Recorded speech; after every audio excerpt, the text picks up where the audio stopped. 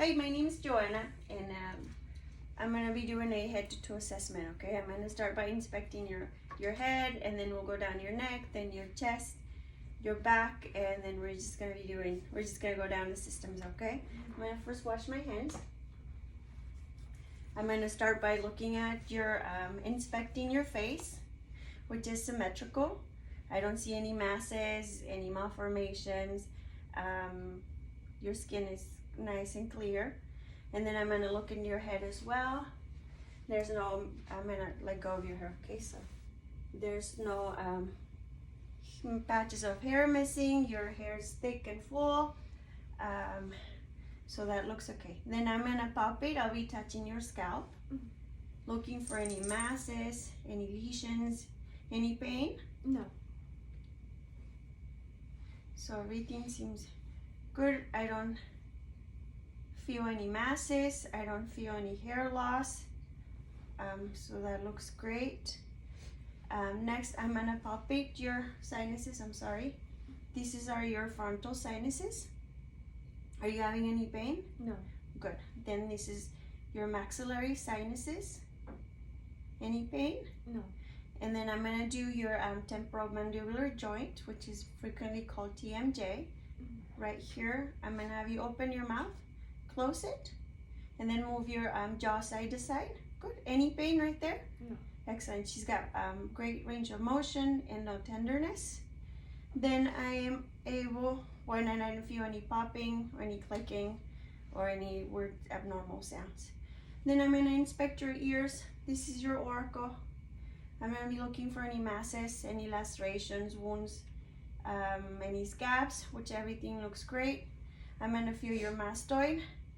Are you having any pain right here? No. Good. Pain would indicate mastoiditis. And then I'm going to pull up and back your ears. Does that hurt you? No. Good. That's a good sign. Any pain right there would indicate otitis externa. Then I'm going to be using my otoscope. I'm going to be shining a light through your ear and both ears, and then I'll be telling you what I see. Let me change this pretty quick. There you go. Okay. First, I'm going to look at the external canal. I don't see any obstructions. I don't see any excess cerumen, no lesions, no masses, no signs of bleeding. Then I'm gonna go inside, okay? Good. I can see your tympanic membrane. It is pearly gray. There's no bulging, no erythema. And then the corneal light is on the 7 o'clock.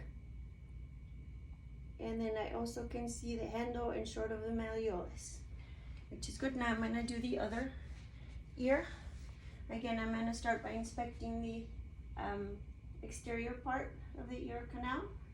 I don't see any obstructions, no excess cerumen, no lesions, no masses. Then I'm going to go inside. I can see your tympanic membrane, pearly gray. I don't see any bulging. I don't see any erythema, any excess fluid. No masses,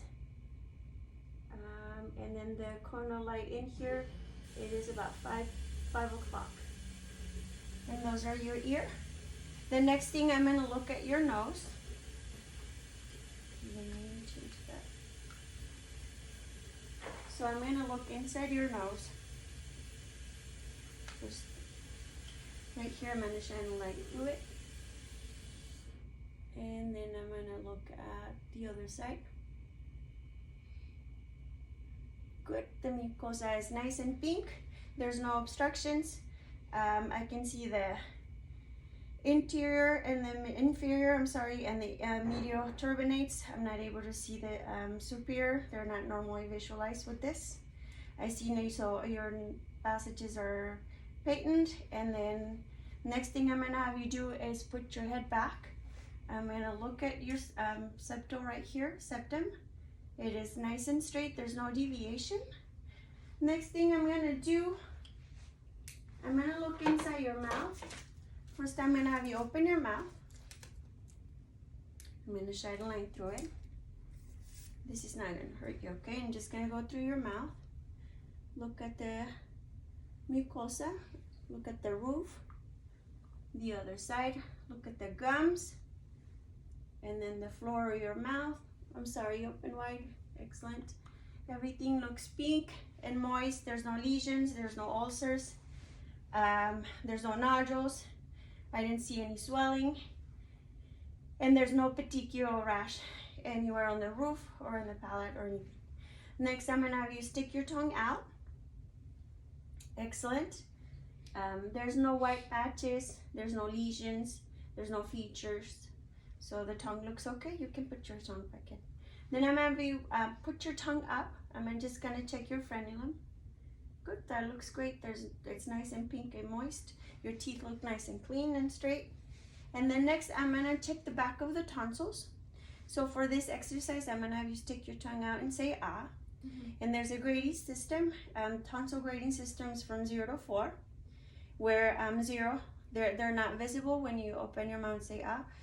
1 is about, they come out about 25% to the pillars, 2 about 50%, 3 about 75%, and 4, they're almost more than 75%, okay, coming extended down to pillars, out to the pillars. So I'm going to have you first stick your tongue out, say ah, excellent. Yours is about, I didn't see any, so yours are not visible.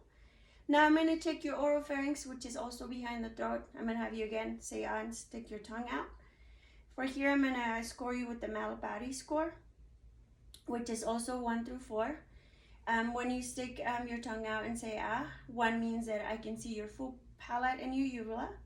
2, I can see your soft palate and major part of your uvula. 3 is the soft palate and the base of the uvula. And 4, I can barely see your palate, okay? So this helps me to indicate to see whether you are at risk of sleep apnea. You're pretty much too young, so not yet, okay? So we're gonna do that again. I'm gonna have you stick your tongue out and say ah. Stick your tongue and say ah. Excellent. You're about, I can see your full palate and the uvula is fully visible. From here, I'm gonna start doing your cranial nerves examination. Let me put this down. First, I'm gonna check your olfactory nerve, which is mediates the sense of smell. It's cranial nerve number 1. I'm gonna have you cover one nostril, and then inhale, excellent, and then do the other nostril. Inhale, good. Then I'm gonna have you cover one nostril again, and I'm gonna have you smell something for me. What is it? Cinnamon. Excellent. And then I'm gonna have you cover the other nostril and tell me what this is. Lime. Excellent, and that is lime as well. Then cranial nerve number 2, it's the optic nerve. It is a sensory nerve as well, and I didn't know if I said olfactory nerve is also a sensory smell. And with this, I'm going to check your central visual, your peripheral vision, and then I'll be doing a fundascopy exam. To check your central vision, we're going to be using this Snellen chart. This specific chart says that we have to put it about 6 feet from where your eyes are at. So this should be about 6 feet right here. I'm going to have you cover one eye and tell me what is the smallest line you can see. LTFPH. Good. Then cover the other eye and then tell me what is the smallest line you can see. LTFPH. Good job. So she's got 20/20 on both eyes. Then I'm going to check your peripheral vision. This is called a confrontation visual test, where I'm going to have you cover one eye, and then I'm going to put my arms, I'm going to put some fingers. You're going to tell me how many fingers you see. So I'm going to have you cover one eye, please. And then I'm going to be within your visual field. Please tell me how many fingers you see. 1, 2. Excellent. 2, 1. And then let's do the other eye. Okay. 1, 3. And then 2, 1. good. So she's got a full visual field in both eyes. And then I'm going to go on and do my fundoscopy exam. So I'll be shining a light through your eye, and I'll be getting very close, okay? Let me see here. So So with this, let me see.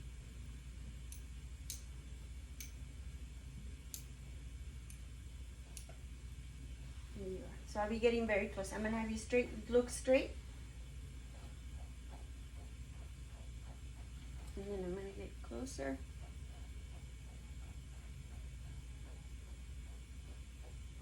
Good. Then I'm gonna do, so in here, I found the red reflexor that's discussed as distinct. There's no swelling, there's no increase in cupping, there's no hemorrhages, there's no tortuous arteries or veins that would indicate diabetic retinopathy, and your vessels are 2-to-1 ratio, with veins are larger than the veins. Then I'm gonna do the other one. So in here, I'm gonna shine a light and find the red reflex. Oh, I have to do it this eye. This is a little bit harder because I am normally good. Okay, I'm gonna get close. Okay.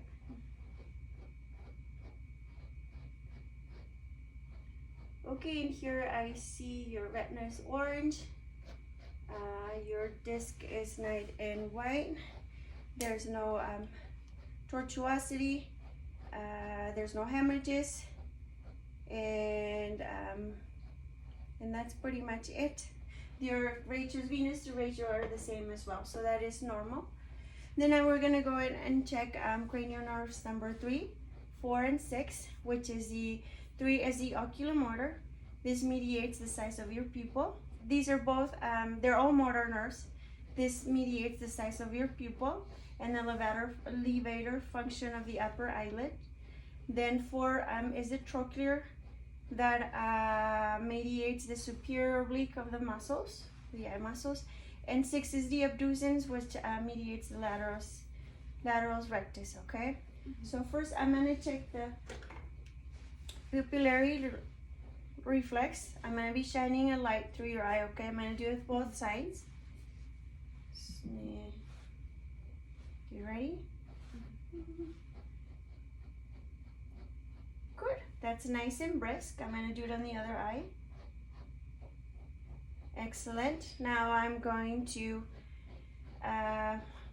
check. I'm gonna do consensual, so I'm gonna be looking at the other eye while I put a light through one line. Okay. Good. And then I'm gonna be doing the same here. So her pupils are consensual as well. There usually we call it, it's equal, round, and reactive to light. And then I'm gonna test for accommodation. I'm gonna have you look up straight, look at that point right there. And then I'm gonna have you look at my finger and coming in. Excellent. So that means that her pupils are accommodated as well. And about the size of her pupils are about, let's see, she's about 4 millimeters size pupils. Her sclera is nice and white. She's got no eye discharge that I see. There's no hemorrhages either. So she's good on that. So now we can say that your pupils are perla. Now I'm gonna have you, we're gonna do the extraocular exam. I'm gonna have you look at my finger without moving your head. I'm gonna have you follow my finger, okay? So these are the 6 cardinal points of gaze.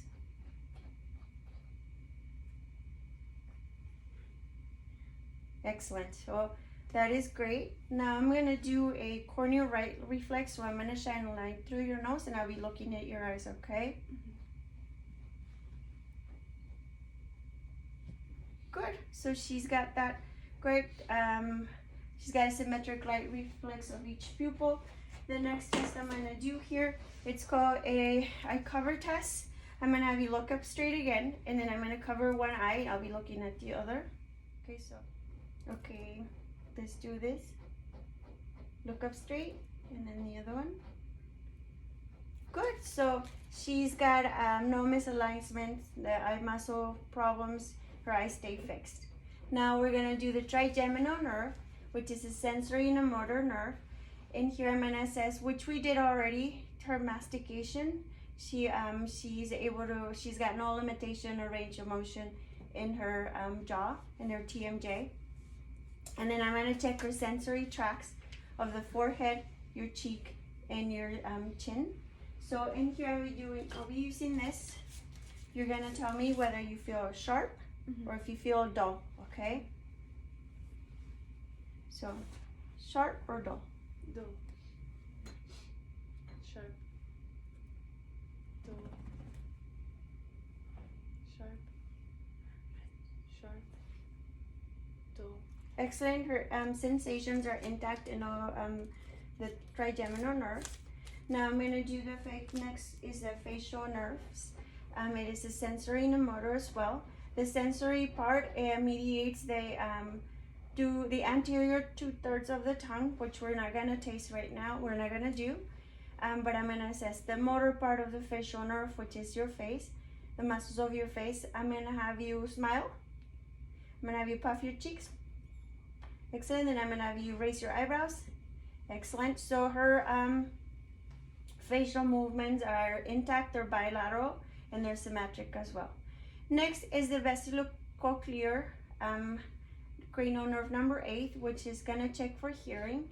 In here, I'm going to whisper 3 words. I'm going to go one side and then the other one, and you're going to tell me what I say, okay?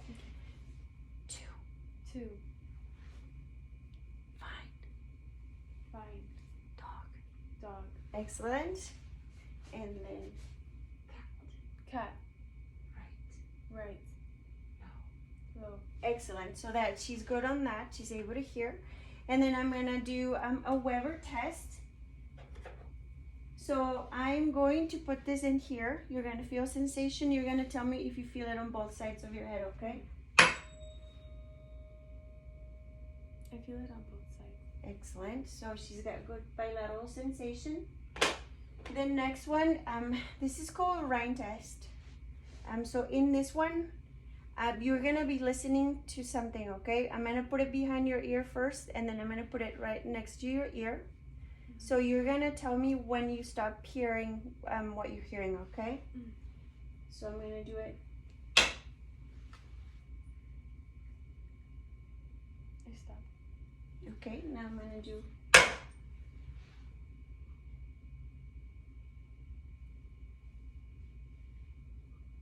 It stopped.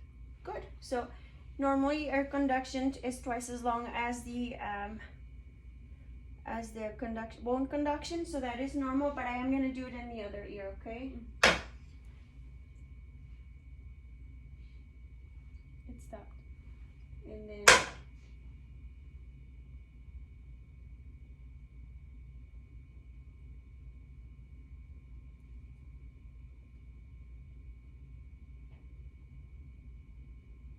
It stopped. okay. That is normal as well. So that is a good normal Rhinne test. Then cranial nerve number 9 and 10 is the glossopharyngeal and the vagus nerve. The glossopharyngeal it mediates the taste of the tongue on the posterior part of your tongue, and then the vagus nerve mediates the sensation along the vagus nerve. The motor function of that is it's part of your mouth and larynx. Now I'm gonna ask you one more time here. We're gonna use this to open your mouth, stick your tongue out, and say ah. And then for this time, I'm gonna assess your gag reflex. Okay. Okay. So I'm gonna have you open, say ah. Good job. So she's got an intact gag reflex on that. Earlier, I was able to just saw her uvula and her soft palate, so I've done that already. Now I'm going to have you swallow. Good, so that is intact as well. That's a motor function. And the next one is the accessory nerve. This mediates the trapezius sternocleidomastoid. In here, this is a motor nerve. I'm going to have you, I'm going to put some resistance right here, okay? I'm going to have you shrug your shoulders. Good, that's nice and strong. The other, and also mediates the movements of your face. So I'm gonna have you look one side, then the other side. Now I'm gonna apply resistance, okay? So turn this way, good, and then the other way, excellent. And the last one is the cranial nerve number 12, which is the hypoglossal. This is, earlier I did that one. How do you stick your tongue out? Let's do it again. Have you stick your tongue out and move it up and down, side to side. Excellent. So that mediates the movement of the tongue. So she's got no deviation and she's got no tremor. And so from here, I'm going to check your neck. I don't see any masses, there's no lesions, there's no goiters there. And then I'm gonna check your tracheal deviation. I'm gonna put my finger here on the sternal notch, and then with two of my fingers, I'm just gonna follow your trachea, which is great, there's no tracheal deviation. And then I'm gonna check your thyroid as well, okay? So the thyroid, I'm gonna actually have you turn that way for me. Because I'm gonna do it from behind. I'm gonna find your thyroid cartilage, and right below the cricoid cartilage, the thyroid kind of rests on the either side, and it wraps down below. So I'm gonna find it first, just slightly above and below, and I'm gonna have you swallow for me. Excellent. I didn't feel any masses nor nodules, which is good. Let me do that. Sorry, again. I'm gonna have you turn one side, turn your head to one side, swallow for me, and then we're gonna do the other side. Swallow for me. Excellent. I can feel it going up and down. There's no nodules or masses, okay? Next thing is your lymph nodes. You can sit up nice again, straight. In here, so the lymph nodes should be about 1 centimeter in size or less.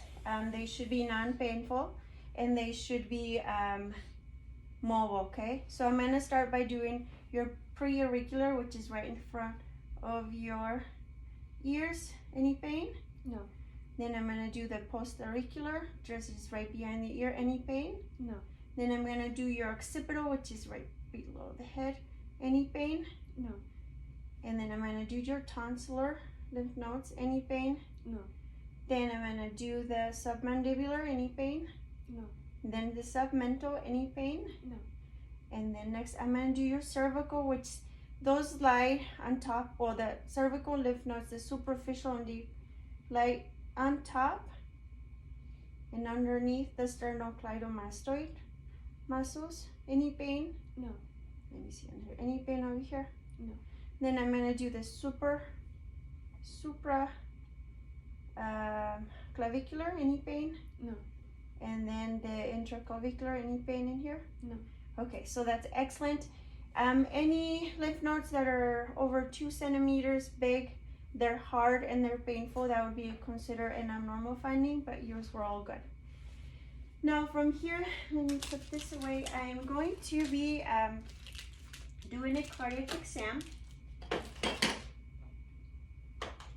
I am going to inspect your heart, and then I'm going to be listening to it. I'm going to identify again the 6 precordial areas. This is your aortic, which is the second intercostal space, mid-clavicular line along the sternal border. This is where S2 is hurt the best. Then we're going to go to pulmonic, which is split S2 is where it's hurt the best. This is your second intercostal space, left to the external border, right here. Actually, the aortic one, it's left to the external border, and it's on the right side, second intercostal space. I'm sorry, I think I said midclavicular earlier, and it's not. Aortic is right along the external border, second intercostal space, and there again is where S2 is hurt. So this is the pulmonic, second intercostal space, and right along the sternal border. The Earth's point is the third intercostal space, left to the sternal border. The tricuspid area is the fourth intercostal space, left to the sternal border. This is where it's split as one is hurt the best. And the mitral this is the one where it's mid-clavicular line, and it is the fifth intercostal space right here. This is where S1 is hurt the best. And then this is also where this is the mitral point, I'm sorry. This is where if S3 and S4, if the patient would have mitral valve prolapse, it would be heard over here. And then this epigastric area, this is right below the xiphoid process, left, slightly left. And then in here we would feel pulsation if the heart would be hypertrophied, okay? Now, I'm sorry, for the mitral valve prolapse, this is where S3 and S4 would be heard, but if the patient would be laying on the left lateral decubitus position. Now, both microregurgitation and aortic stenosis are heard during systole. Then I'm going to show you how we would do a squat test. And here we would have you, I would be listening to the mitral area, which is the midclavicular line, fifth intercostal space.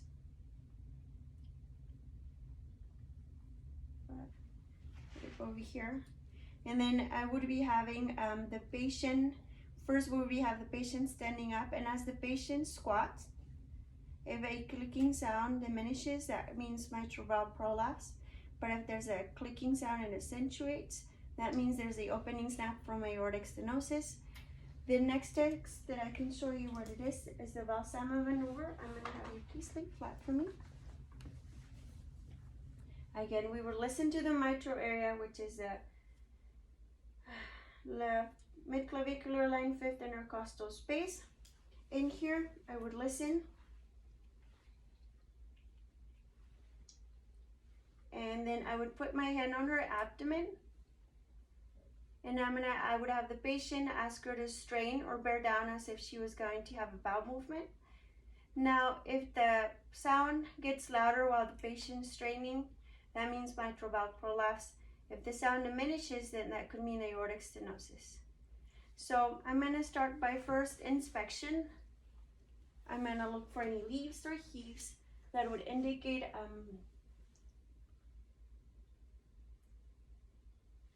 any abnormal findings for pulsations. Then I'm going to palpate with the ball of my hand. In here, I'm going to look for any vibratory sensation that would indicate any sort of murmurs.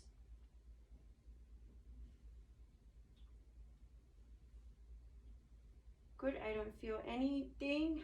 And then the mitral point is also the PMI, which is the point of maximal impulse, and it's also referred as the apical impulse. This we would feel it is the fifth intercostal space, midclavicular line. So we feel pulsation. It should be brisk, which it is, and it should be about 2.5 centimeters wide, usually 2/3 systole. Now, if the PMI would be laterally displaced, that could indicate pregnancy or an enlarged heart, or any cardiomyopathy or ischemic heart disease. If the area would be larger than the 2.5 centimeters, that could indicate a enlarged heart. Now, if there you go, pulsation is sustained, that could mean left ventricular hypertrophy. If it's hyperdynamic, that means probably the patient just started recent exercise, or it could indicate hyperthyroidism, aortic stenosis, or any aortic regurgitation.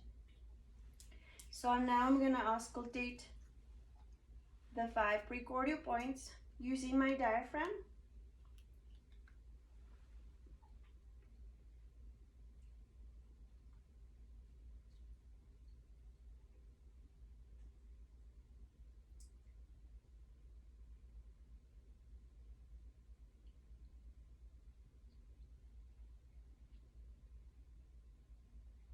Good. There's no I heard over S1 and S2. There's no S3. I didn't hear any rubs or any murmurs. And now I'm going to be using the valve of my stethoscope.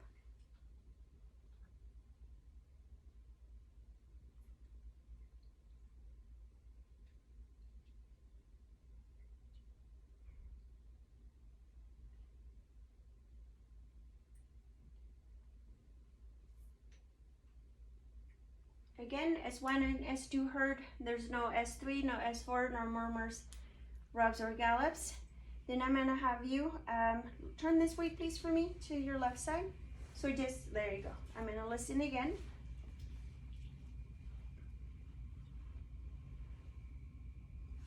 Okay, so.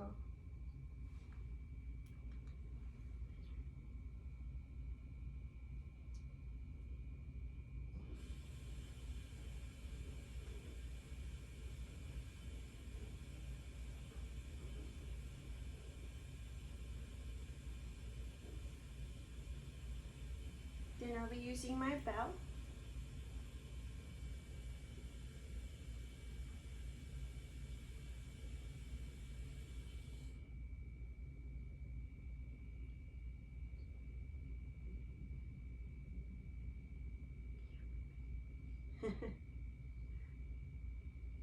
Good. I heard S1 and S2. No abnormal gallops or sounds. I'm gonna have you sit up again and then just sort of lean forward. Okay? And then I'll be listening to your stuff. Using my diaphragm again first.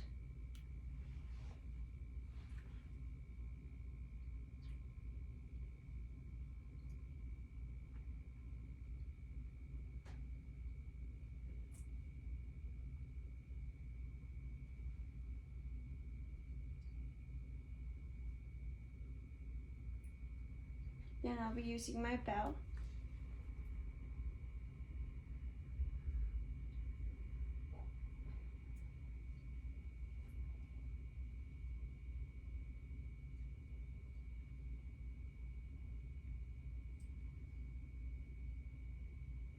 Good.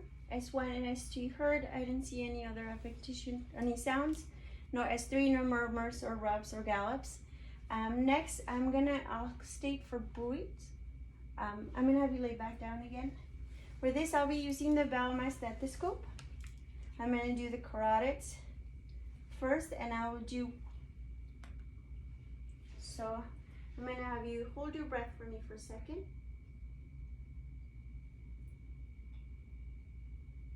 Good. No bruits, hurts.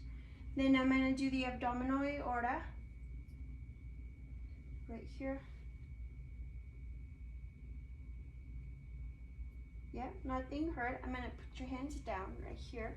The aorta is right below the xiphoid process. Well, actually, and then mid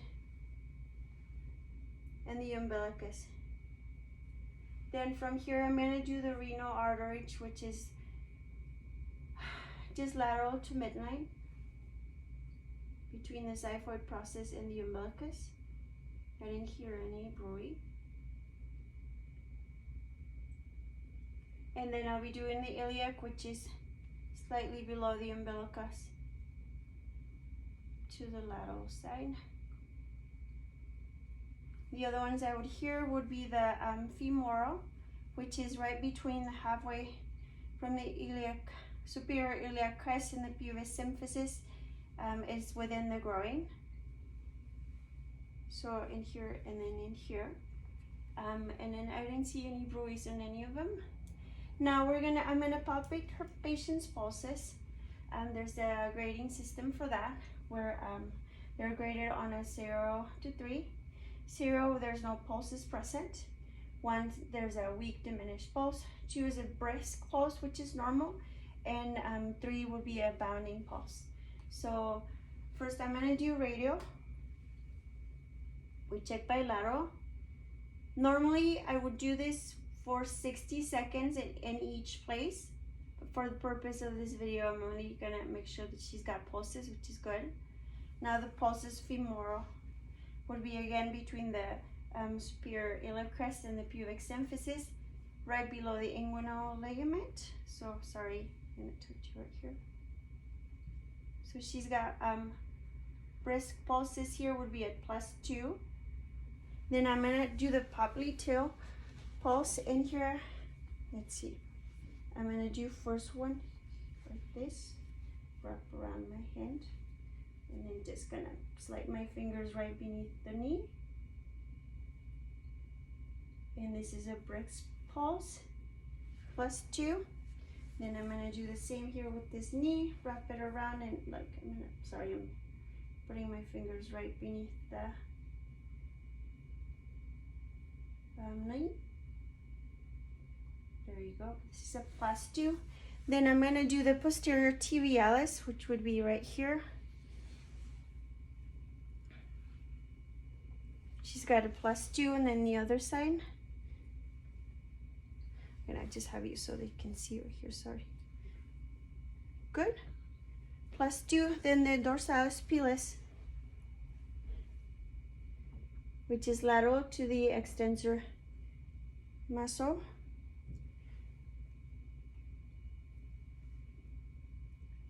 That is a +2, and then here. Excellent. Nope, everything's great.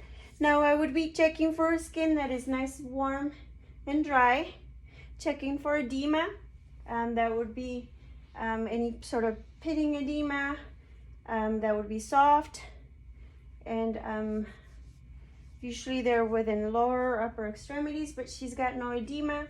And then edema is normally measured on a grading scale 1 to 4, where 1+ would be an indent up to 2 centimeters depression. 2+ would be 3 to 4 centimeters. 3+ would be 5 to 6 centimeters, and 4+ would be over 8 millimeters. Types of edema would be depending edema. That would be a type of pitting edema that would be caused by prolonged immobilization. The other type of edema is the anosarca, which is a generalized edema.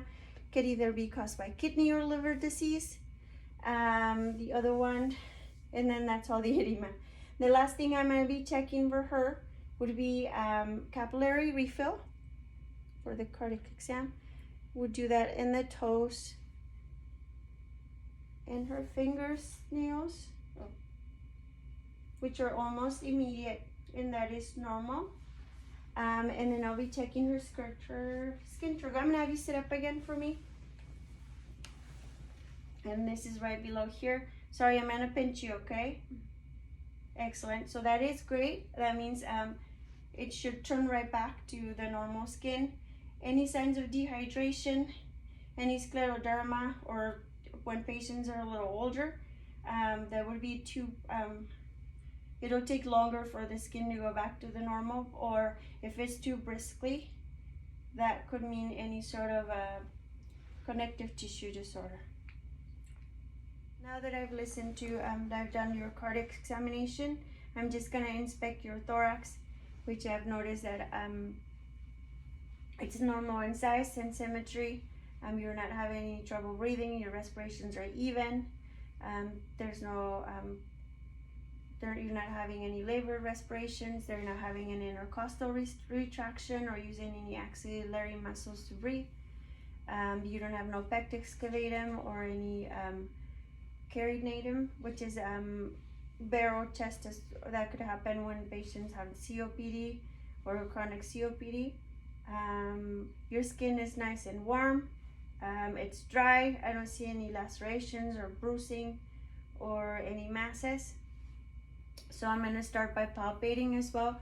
And again, I'm going to be feeling her temperature, looking for any firmitis, any tenderness. No? Excellent, you don't have any pain. Now I'm going to percuss. So I won't be hurting you. I'm going to start right at the clavicle, at the base of the clavicle, avoiding the bones and the ribs. So the upper thorax is normally resonant,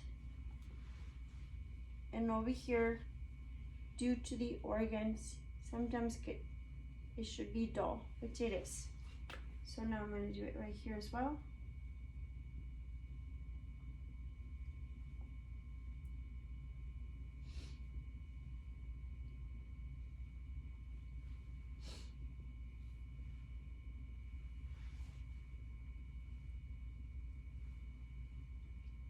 And that sounds great. And then I'm gonna auscultate, but I am going to be listening for lung sounds. which I'll be using my diaphragm. Sorry. Okay.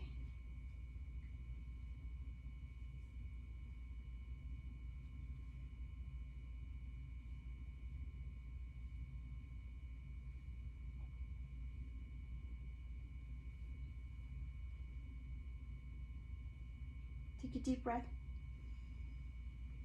Then you can go. Take a deep breath. Good. Take a deep breath. Good. Last one. Let me have you do it again over here. Sorry. Take a deep breath. Good.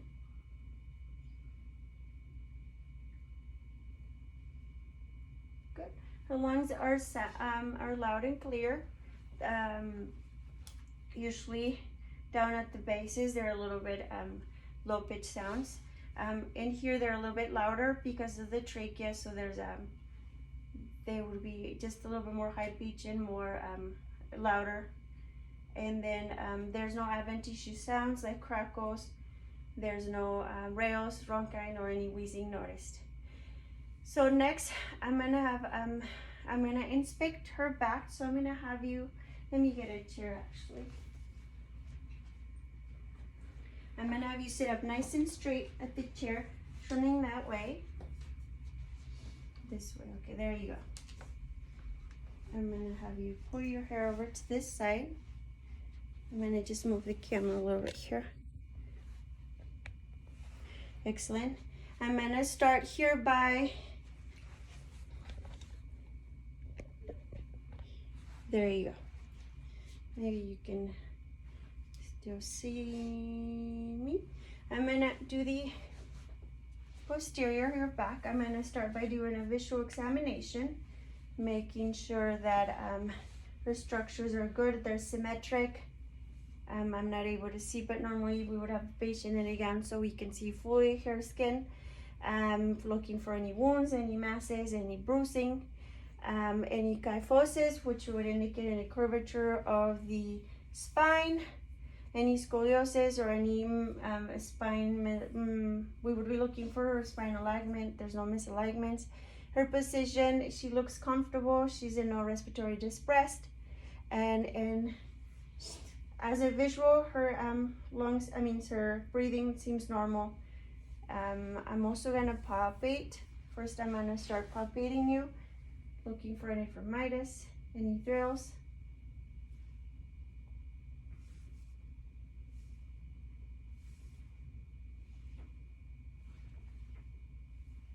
And I didn't feel anything. I didn't feel any pain anywhere. Sorry, I didn't ask you. Did anywhere that I touch you, did you feel any pain? No. Okay. Now I'm gonna look for chest expansion.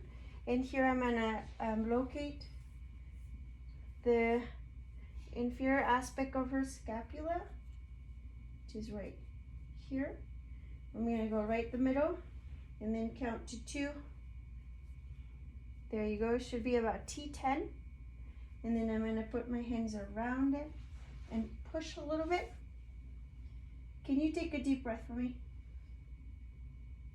You can let go. Excellent. So she, her chest expansion is symmetric. There's no problems with that. Now, I didn't hear any from my, well, now I'm gonna do this again. I'm gonna have you please say 99 for me, okay? Every time I push you in a different spot, I'm gonna need you to please say 99. Got it? Yes. So can you say 99? 99, 99, 99, 99, 99, 99. And then, so that is normal. She has strong vibrations. They're symmetrical. Normally, it should be, so that's good. She's got no firmitis on any sides when she repeats the 99. I am going to percuss. So,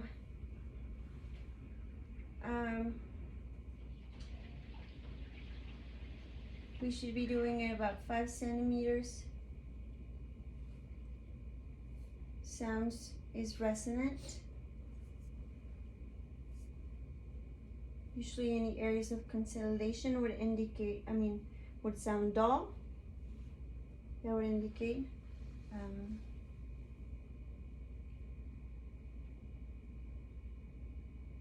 in any hyperresonance, that could mean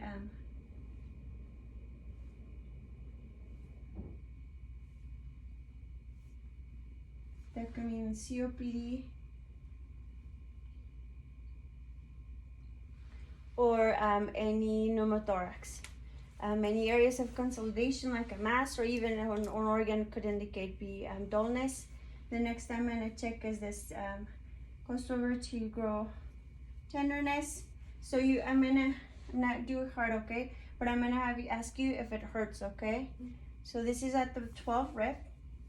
We create a triangle, which is right where her kidney would be. So let me know if it hurts you, okay? Any pain? No. And then in here.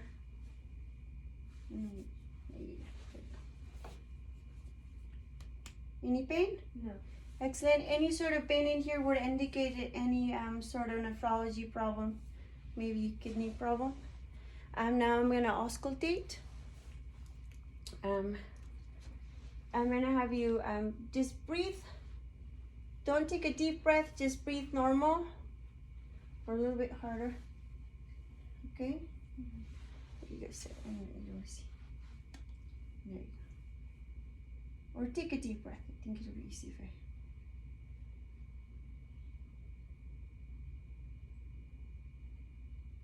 Excellent.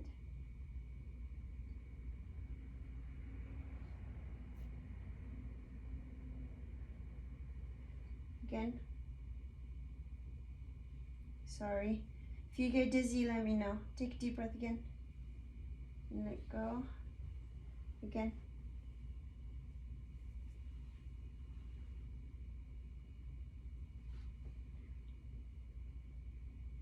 And just a little over the breath. Tikla.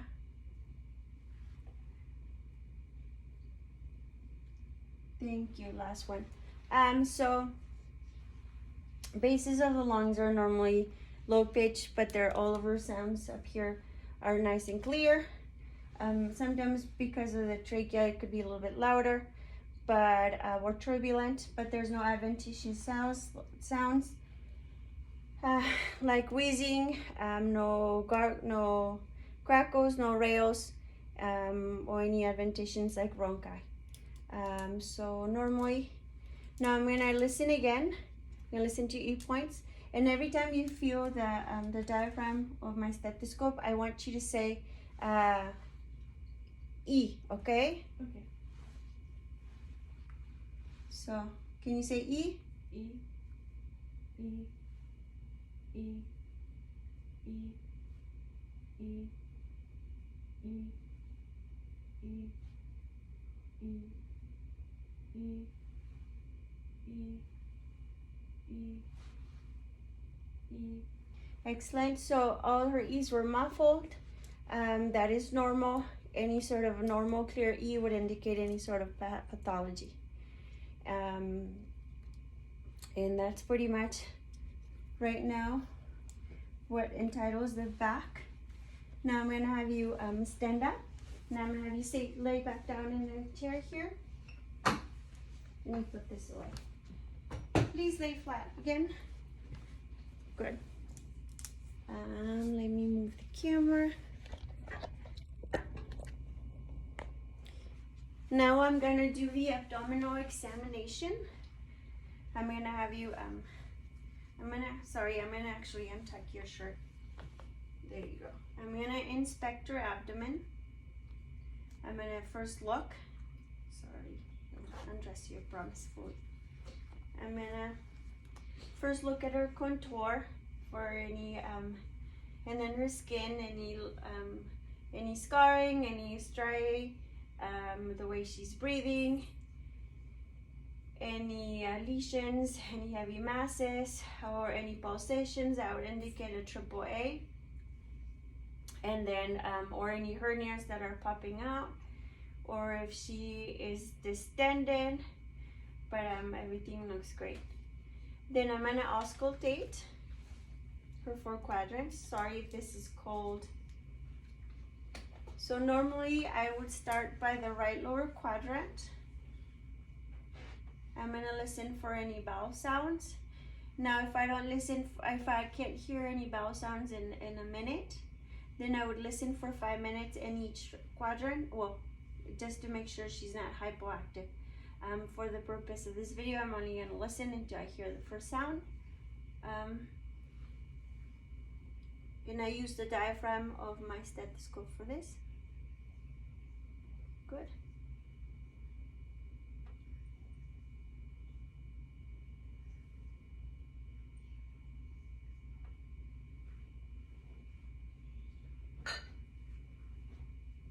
That's good.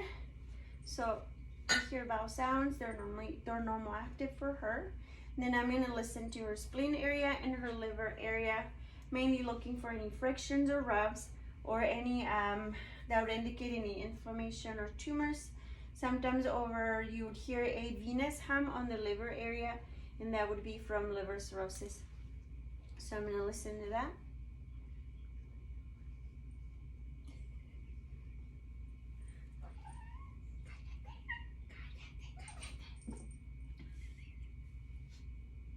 I don't feel any, I don't hear anything. Now I'm gonna percuss her abdomen. Again, I would start at the right lower quadrant. We would anticipate hearing normally tympanic sounds all over. Sometimes you hear dull sounds, especially in the lower quadrants, and that could indicate constipation. So I'm gonna just tap my 3rd digit and going around.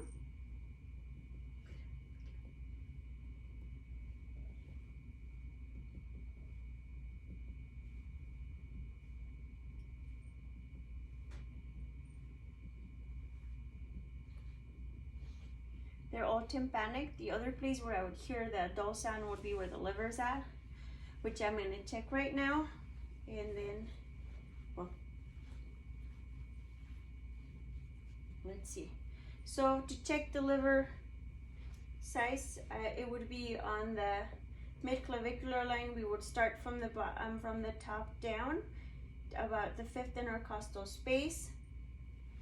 We would start tapping until we listen to the dull sound, which is right here. Sorry, I'm gonna mark you just slightly, there you go. And then I would start again from the bottom up.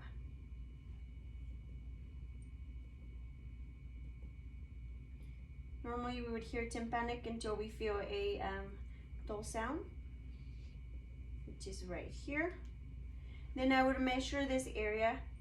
The liver contour is about 2.5 to 5 inches, and she is 3.5, so she is normal.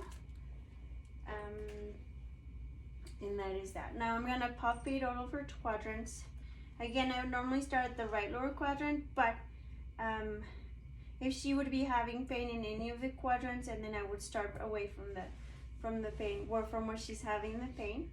I'm gonna first do it lightly. I'm gonna listen for any, I'm gonna palpate for any masses or if she's having any pain. So just let me know if you have any pain anywhere.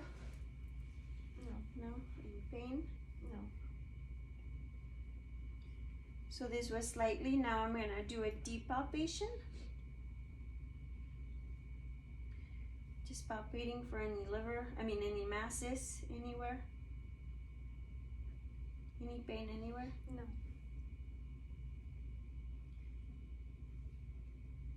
Good. Now I'm gonna have you actually, let me cover you. Have you get up, and we're gonna put the head over here so I can palpate your liver. Because I have to put the hand underneath. Thank you. Let me just adjust the camera here. So this is where your liver.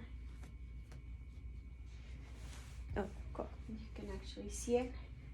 So in here, I'm gonna put my hand underneath your back. Then I'm just gonna push to make sure I don't feel your liver. I'm not supposed to, and I do not. Good. Now I'm gonna be checking your abdominal reflexes. Let me grab my stuff.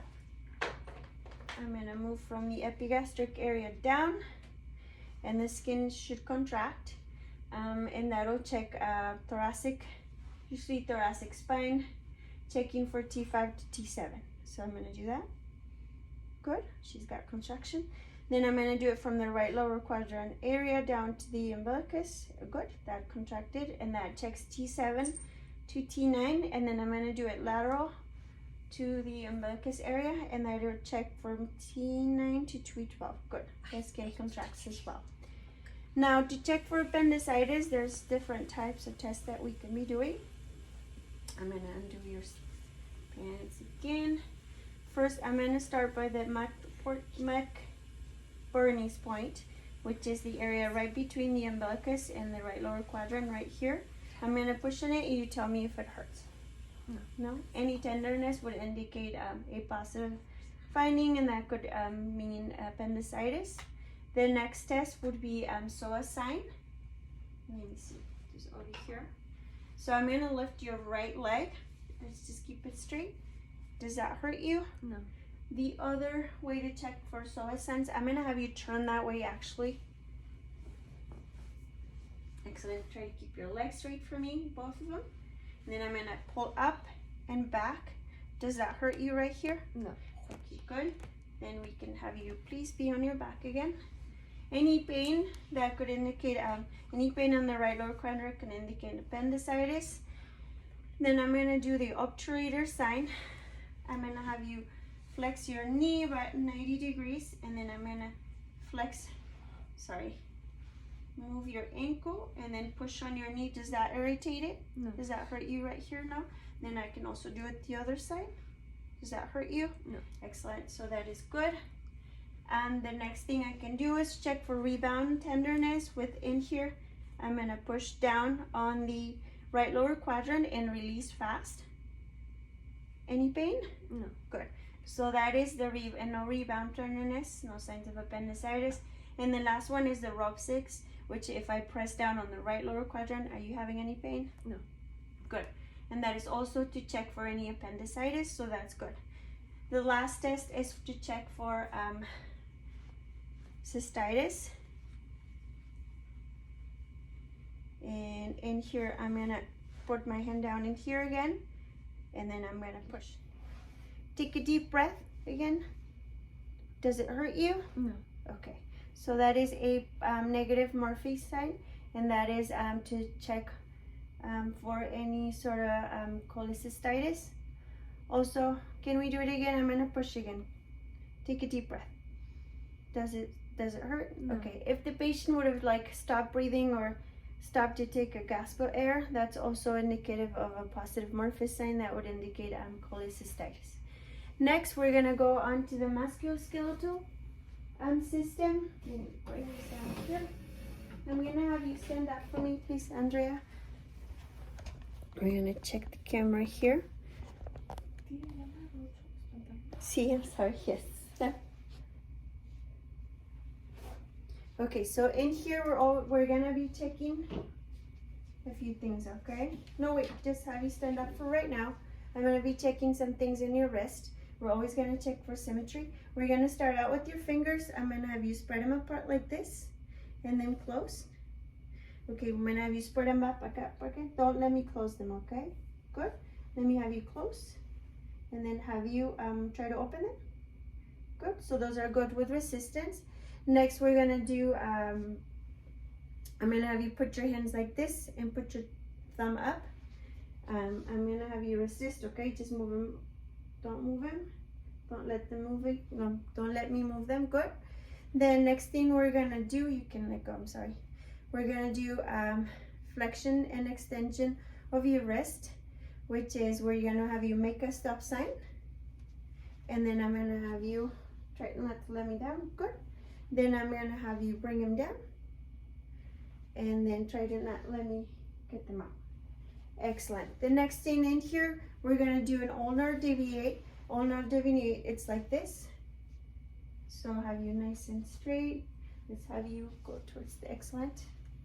And then the radial deviate would be like this. So I'm gonna have you turn this way. good. So that looks great. Any pain anywhere while I'm doing this? No, good. Just let me know if you're having any pain. The other thing we're gonna do when I'm gonna have you do your elbows, I'm gonna have you put your hands down here. Excellent. I'm gonna have you put your arms in front of you. Good. Put your hands down. Oh, sorry about that. So flexing is like this. Okay. I'm gonna have you press, and don't let me straighten up your arms. Excellent. And then put your hands down. Try to push up as if you need a flex. Okay. Good. So that is strong as well. Then I'm gonna have you pronate and supinate. This is where you put your hands up. Any pain and bring down. This would be used to check any radial head or elbow injuries. So just like that. Any pain anywhere? No. Okay. Now I'm gonna check your neck. You can have a seat if you like. You can have a seat right here. For your neck, if you feel comfortable, I'm gonna have you put your chin down. And then put your head up all the way to the back. Good. Then straighten it up. Then I'm gonna have you look one side, then the other side. Then I'm gonna have you put your ear to the elbow. Excellent. And then the other one to the shoulder. I'm sorry, not the elbow. Okay, good. Now I'm gonna do it with resistance. Okay.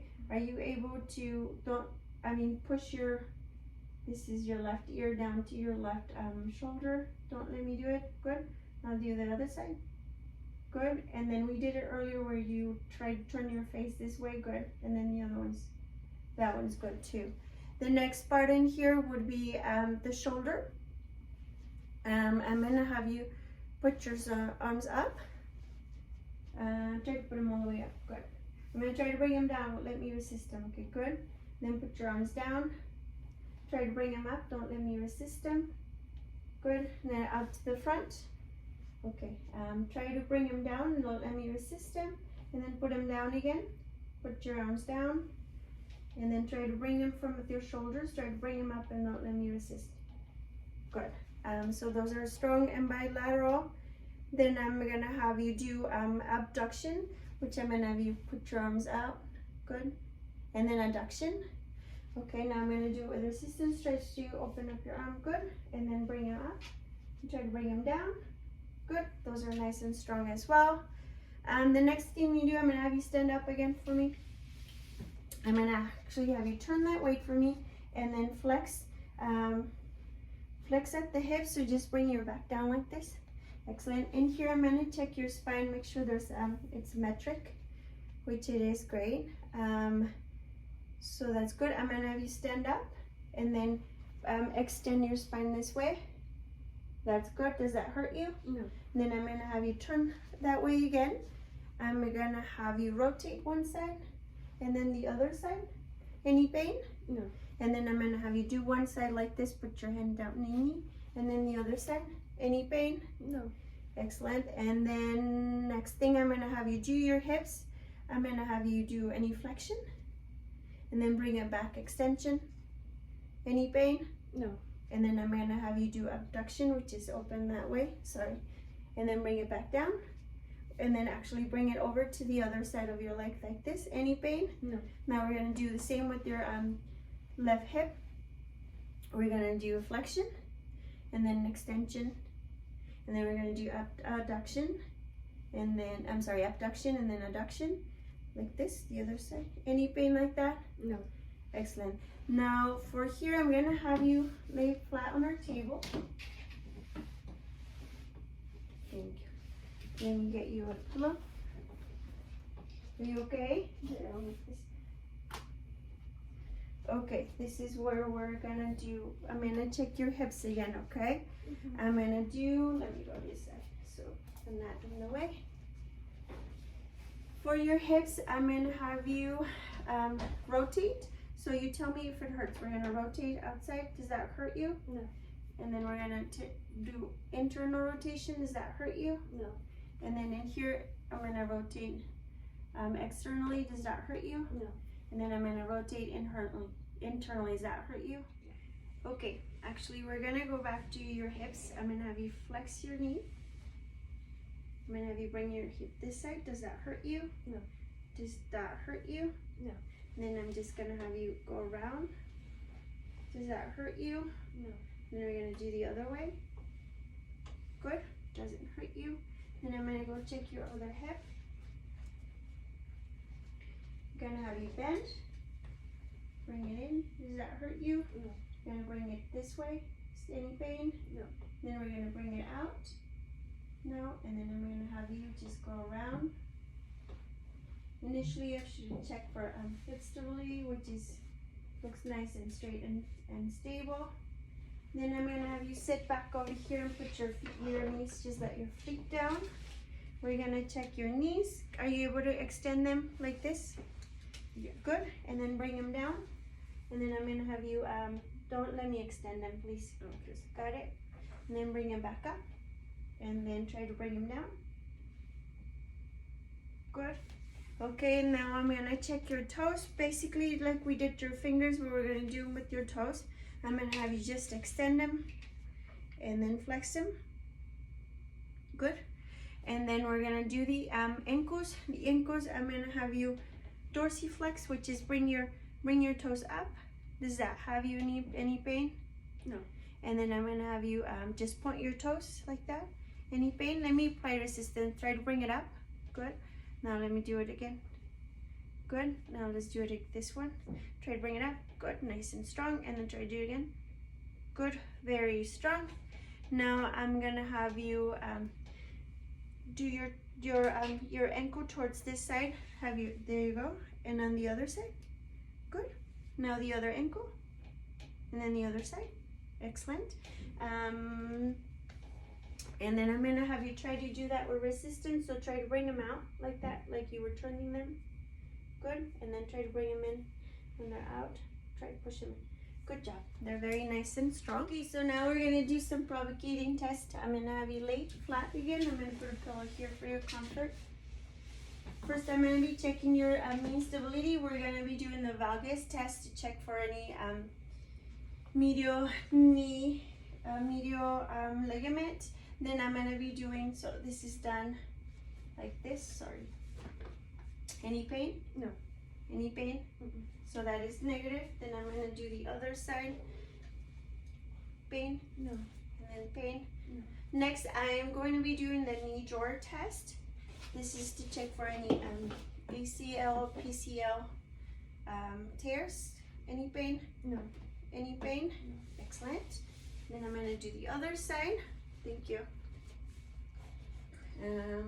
Any pain? No. Pain? No. And then, so that is negative. And lastly is the McMurray test. This is just gonna have you at the ankle. Any pain? No. Any pain? No. And the other side? Any pain? No. Any pain? No. Excellent. So that is negative as well. And that is to check for any meniscus tear. The next one will be to check for back pain. This is where I'm gonna have you the straight leg up. This is to check for any sciatica pain or lumbar pain. Are you able to lift your head for me? Bring your head up. Sorry. Good job. Any pain? No. We'll do the other side as well. Any pain? No. Good. Next, I am going to be doing the check for any postovertebral pain. I'm going to have you stand up for me. I'm going to have you just look that way. I'm going to check your any tenderness. No. And this is your sacroiliac joints. And then I'm going to have you bend down for me just for a second. Here I'm going to be checking your spine. Make sure there's no, it's aligned. There's no scoliosis. There's no curvature. Excuse me, no height, any abnormal height in your shoulders, and no winging or any scapular malformations. I'm going to have you, I'm just going to check if you're having any pain towards the side of your spine. No. No? Excellent. Next, we're going to be checking your rotator cuff muscles. There's 4 muscles, the 6 muscles, which is the supraspinatus, the intraspinatus, the teres minor, and the suprascapularis, which is the one behind. I'm going to have you lift your hand up and then slowly bring it down, nice and smooth. Good. I'm applying pressure right here by the clavicle area, which if she were to have any injury in the suprascapularis muscles, she would bring down the arm would just drop. Same thing on the other side again, bring your arm up And then I'm going to apply pressure here on your mid-clavicle. Bring it down nice and smooth. And this is to check for any rotator cuff injuries. Then next would be the thumbs up. And then we're going to slowly pour down here. This is the supraspinatus and the interspinatus muscles. Any pain? No. Okay, okay. Next, we're going to do the Appendicitis test. This is where I'm going to have you bring one arm up, down, up and back. Good. Yeah, let's have you turn around. Any pain anywhere in your shoulders? No. Okay, and we're going to do it the other way. Good. Good, so that is good. So no pain, right? So no. That is good. And the next thing I'm going to be doing is check for carpal tunnel, which I'm going to have you put your hands like this. We would normally hold it for 1 minute and shake to see if there's any numbness or any chance of sensation. Actually, it's right here. In any of your fingers? No. So usually it's you can let go. The carpal tunnel checks the medial nerve. So these 3 fingers would have a change. The pinky would be the ulnar nerve. The next thing would be the Tinel sign. Well, this is called the Phalanx test. The Tinel sign is where I would tap right along the 3rd digit. I would tap here and you would tell me if there's any numbness in any of your fingers. No? Good. And then the Durkin test, I'm just going to apply pressure right there on the nerve and tell me if you're having any changes. No. Then I would do that on the other side as well. I would first apply, tap it on the 3rd, along the 3rd digit. No. And then if not, then I would apply pressure. Any numbness or tingling? No. Okay, okay. Next will be the cubital tunnel syndrome. This is to check for the elbow. I'm going to have you flex. And that in itself, any numbness in your pinky? No. Okay, so any sensations at all? No. It's just to check. And then in here we can do an elbow Tinel's test where we tap around right here. Any change in your pinky? No. No? Excellent. So that'll complete the provocating test for the some of the joints. So now we're going to go into a neurological exam. First, I'm going to have you walk towards that way and come back. Then we're going to do the Romberg test where I'm going to have you palms up here. And I'm going to have you close your eyes. We normally do this for 1 minute where the patient, there's no drifting, she's not moving. So that is a negative test. You can put your hands down right here. The next thing, we're going to do is, I'm going to have you sit back down again. Right over here. I'm going to have you put your hands up, put your palms up. Thank you. Close your eyes for me. I'm going to have you put like this. I'm going to have you tell me what this is that I put in and which hand did I put it on? My left one. And what is, are you able to tell me what this is? You can touch it. A key. This is for hysterognosis, and then I'm going to put something in your right hand. Tell me what it is. A coin. Good. So she's good on the hysterognosis. Then with the same thing, I'm going to draw a number or a letter in one of your hands. Please tell me what letter is this? A. Good job. And then in here, I'm going to draw a number. What number is that? 8. And that is graphesthesia, and that is good as well. Next, I'm gonna have you can put your hands down. I'm gonna have you with your fingers touch them all. Okay, this is to test for fine motor skills. And then I'm gonna have you put your with your finger touch your nose, and then touch my finger. And then I'm gonna move it again. Good. And then again. Okay, now we're going to do it with the other hand.